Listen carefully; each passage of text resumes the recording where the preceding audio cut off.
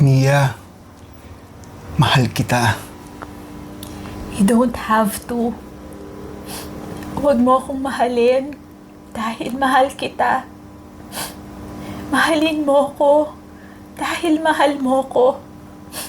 Because that is what I deserve.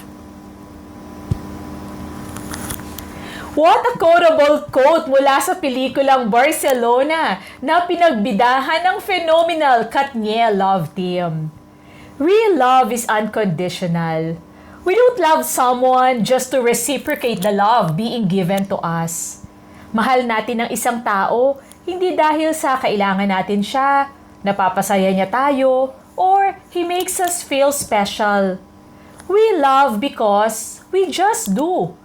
Ang tunay na pagmamahal, hindi nag-aantay ng kapalit because real love is a selfless act. Madali naman talaga mahalin ng isang taong kaaya-aya.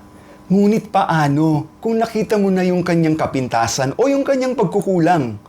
That's the point of love. You love someone despite their flaws.